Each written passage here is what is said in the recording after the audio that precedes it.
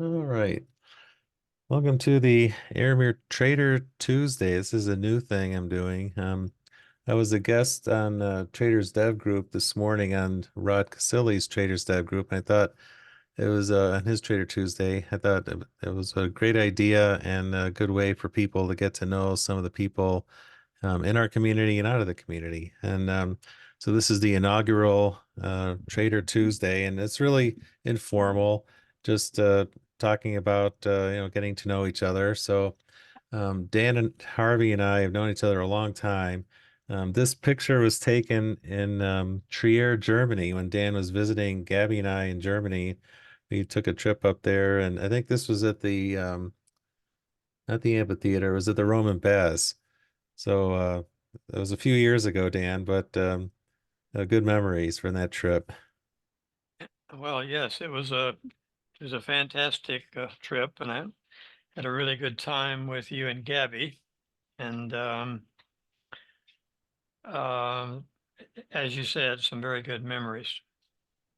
And so I guess the whole purpose of the Traders Tuesday is just to get to know each other. So how did you get into trading? I know you were a medical professional before, and then how'd that transition go? And how's your journey been?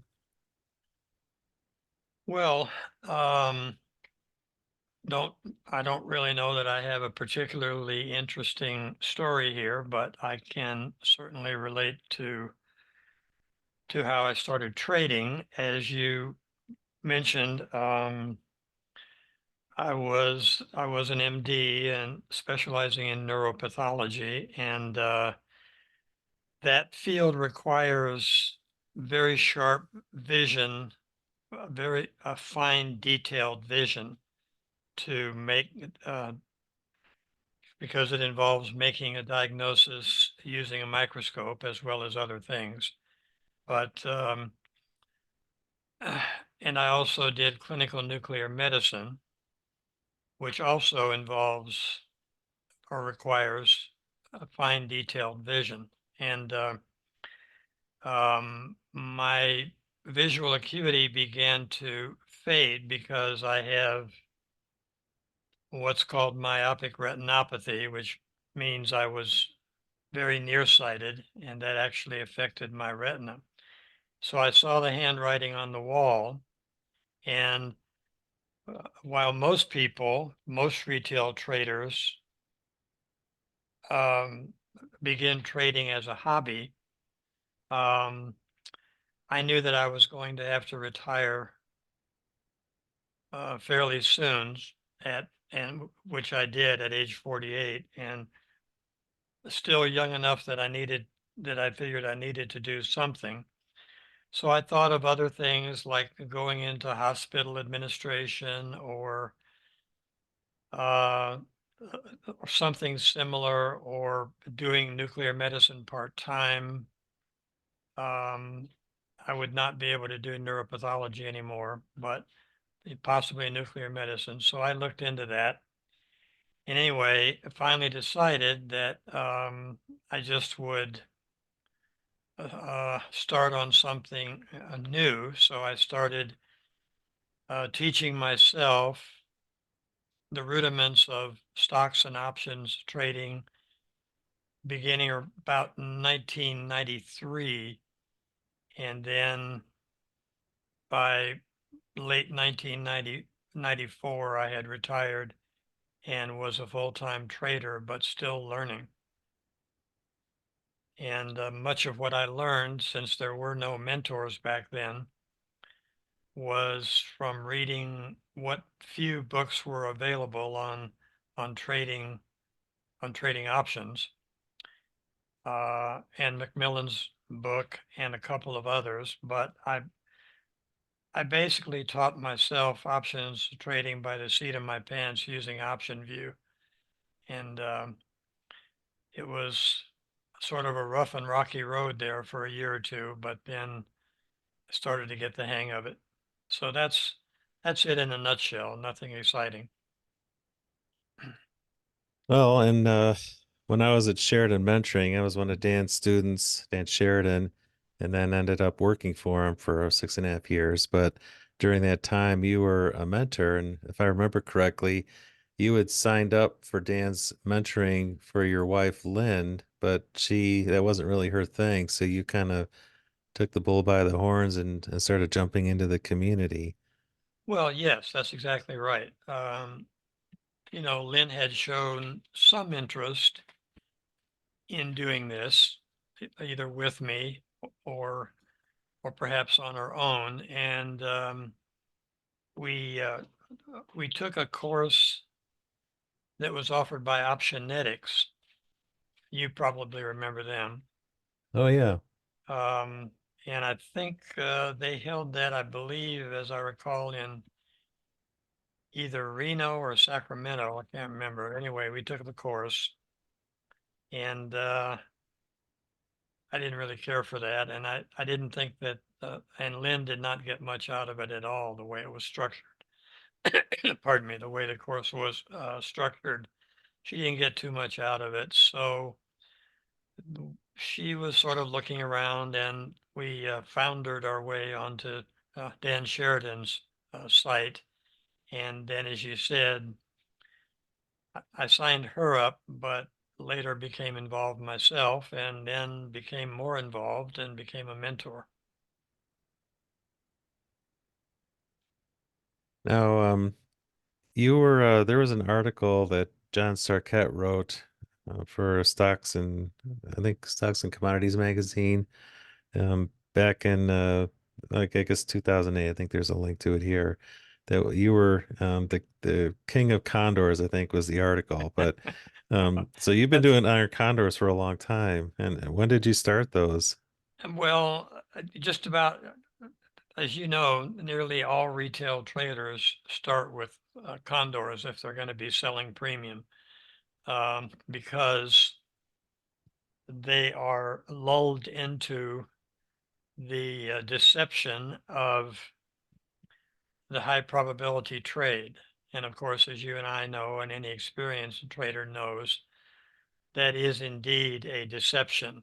Uh, they're only they're only high probability mathematically, um, but not necessarily so in live trading unless they're well managed. So, but that was the way that I did start also, and tried to make them work, which they do much of the time, but as we know, they must be managed very carefully. And I see in your commentary there, you mentioned that I modified that into the weirdo, which Right. which has a much better expected return. If you look at a condor, a conventional condor, as well as a conventional butterfly placed at the money, and if you look at the probability of those two strategies with no adjustments, no addition of capital, no reduction of capital, you simply take them to the end and do nothing, your odds are less than 50% of making any money on those trades. So they're very deceptive, even though the risk graph, of course, looks as if you're going to make a fortune, but it never works out that way. Yeah, I think the deception is the 90% win rate on typical condors focuses on the profits, but you really need to focus on the risk. Right. Risk management is critical for those trades, as it is for most trades. And interesting that so you're the one that came up with the weirdo, but you spent some time with Amy Meisner to kind of get her up to speed on the weirdo, didn't you? Well, I did, yeah. I mean, I've known Amy a long time, and I knew her at when she was a student at Sheridan, and I was her mentor for a fairly short period of time, and I worked with her initially, I think, on butterflies. And at that time, she was um, not keen on trading butterflies. She didn't exactly see how they worked. And I remember this was many years ago, but we had a ski condo at Kirkwood, California, and we invited her to spend the weekend with us at Kirkwood and ski. And then also, I would work with her a little bit on learning butterflies, and so then she went to a condors, I believe, as I recall, and then yes, I worked with her for a bit on the weirdo, and then she has now, as everybody knows, taken my very basic weirdo trade, and she has modified some of the parameters to make it her own strategy. Well, in fact, she took it over to SMB and had to rename it because they didn't want to steal the Weirdo name. So that was the asymmetric iron condor. And now she's actually come up with a new workshop she's going to be talking about, I think Thursday. It's basically a updated version, so she just keeps evolving it over and over. But I'll have to check that out. and then for a while, the two of us ran the road trip trade. So and we had an interesting story. I was moving to Portugal in I think it was January or February 2018, and you were skiing and you fell down the stairs, and I was in a hotel and the market was crashing. That was That is, yeah, that's a painful memory. Yeah, I was skiing at North Star, and it was my final day, and the buckle had come off my ski boot or broken off, and I was going to take it in to be repaired since it was my final day of skiing, and I figured, well, I'll get it repaired before next year. And so I had a cup of coffee, I had a Starbucks in my hand, and I was coming down the stairs with my boot, and I tripped, and foolishly, I tried to save my coffee, but wound up, I had a mild concussion, and so I was in the stairwell, knocked out for a while, and then managed to get out to the car, and threw up a few times, and I knew I had a concussion, and I was monitoring myself in the hotel room, ready to call 911 if I had to, but I didn't. But it did affect my mentation for the next month or so. So that was kind of a rough time for my trading because um, I was definitely not as sharp as I had been. well, that was challenging because the road trip trade we would overlap them, and we had four or five trades on at the same time. And with that big market crash, it was me trying to get on a hotel Wi-Fi, and you with the degraded mental facilities. It was Yeah, that was challenging. that was definitely an adventure, but not of the good kind. Yeah, I like the road trip trade, but we've both evolved into different types of trades, and um, as the exchanges have rolled out the daily expirations, we're both trading zero DTE stuff now, and I know you've kind of gone through some iterations, narrow iron condors and different things. You want to talk about your zero DTE trades a bit? Um, well, yes. I mean, as you mentioned, we did the road trip, which still is a good trade if the market environment um, is cooperating. The downside is though it's a long holding period. It's a low risk trade, but a long holding period before you make any money. Basically, you're sitting on dead money for 2 or 3 weeks most of the time. So as I have gotten older, and I I see you have my picture up there, which shows the ravages of time, which are the That ravages was a are few even, years ago. yeah, Yeah. the ravages are even more pronounced now. But anyway, um, as I got older and knew that my trading my trading horizon was obviously going to be somewhat limited. I decided to get out of holding overnight positions. So now the only thing that I hold overnight is a weirdo, which I still have on a weirdo every week, and Or boxcar, they're similar. yeah, either weirdo or boxcar, and but everything else is zero DTE, so I have no overnight risk. And as you mentioned, went through several iterations of that trade, and it's still sort of evolving. The secret, of course, is managing your risk. If you're if you're selling premium and the options expire at the end of the day, the challenge is to to to put up enough capital that if the trade goes your way, you make money quickly and you get out. But if it doesn't go your way quickly, you have to rigorously manage your risk because of the accelerated gamma near the end of the session.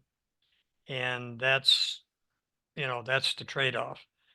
Um, as the end of the session approaches, your theta decay will increase, but your gammas will increase almost exponentially, and that can take you out of the trade very quickly. So yeah, you and I are both working on that, and so the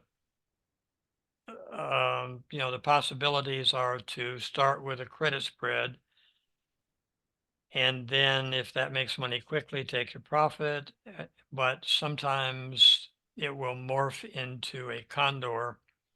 Um, but as as I tell people, the condor of a zero DTE trade should not be viewed in the same fashion as a conventional 30-day condor. They are separate animals, and it's probably best if you have a zero DTE condor not to even think of it as a condor.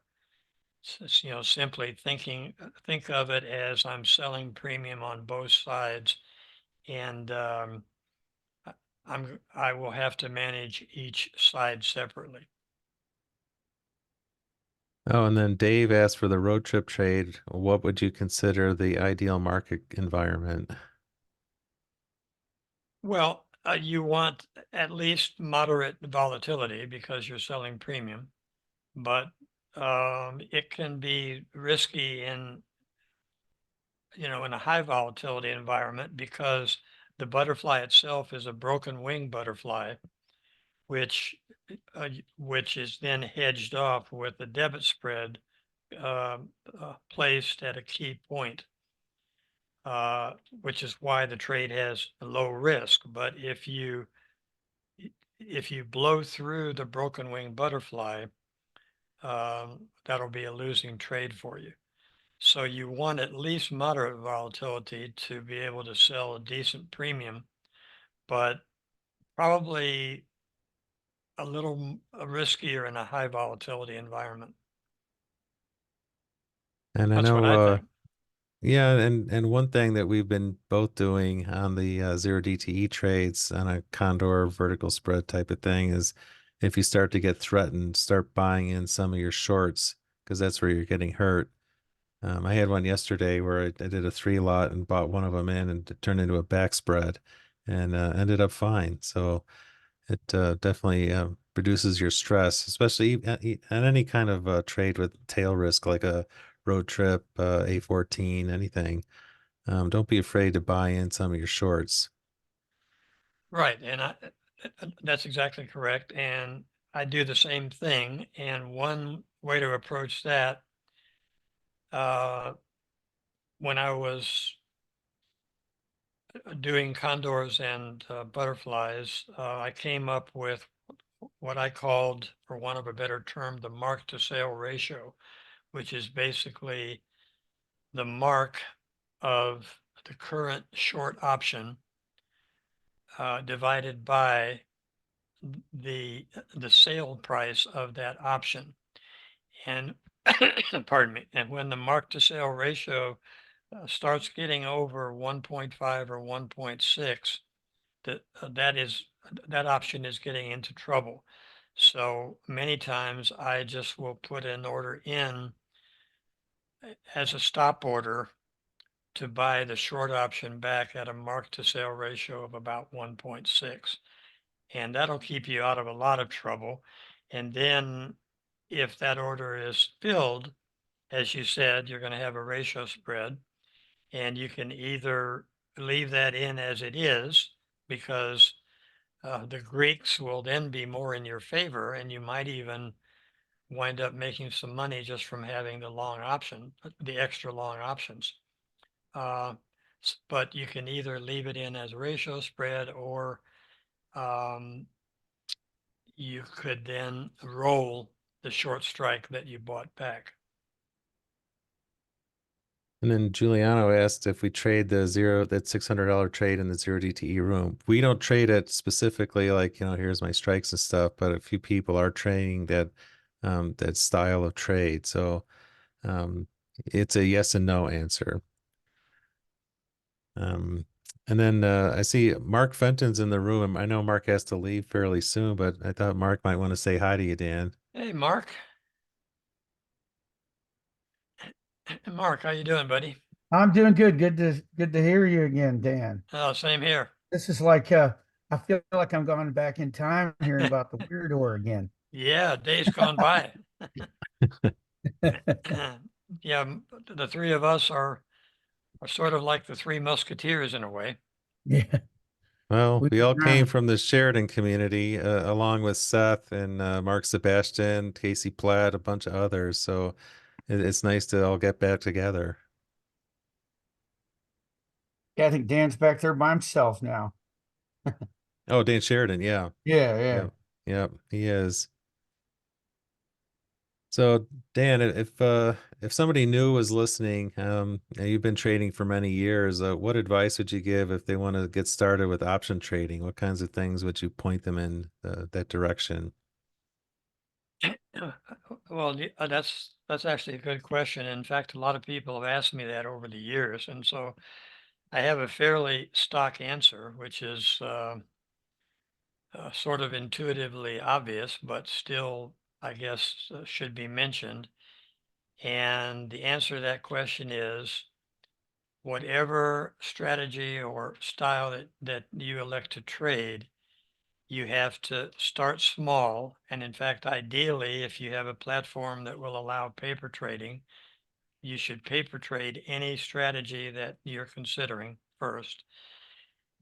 And then start small in terms of sizing, and then be very cognizant of the risk of that strategy, and don't succumb to the downfall of many condor traders, as we alluded to, a deceptively simple trade with a deceptively high mathematical probability that you traded for 6 months and you've had nearly all winners, and you say, I'm a genius, I'm the greatest trader of all time, and I'll be in the trading history books. And Quit your then, job and put all your money in this. yeah, Yeah. yeah, and you sell your grandmother to get more money to trade, and then the seventh month of reality sets in. So, anyway, getting back to your question, you definitely want to avoid that. And the corollary of that is don't fall prey to the myth that you're going to buy a long option cheap and the underlying is going to rise to the moon and you're going to be rich overnight, because that long option will simply decay. And if you have like a 2 month option, near the end of that 2 months, that option 90% of the time or more will be near zero.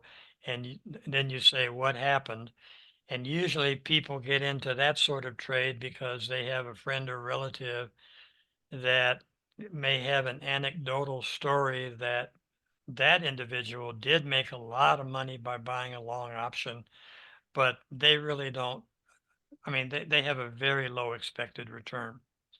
And then the third, and I guess the final thing that I tell people is keep a log or a record book, and preferably in a spreadsheet with which you can calculate the expected return, win rate, the average win, average loss, that sort of thing.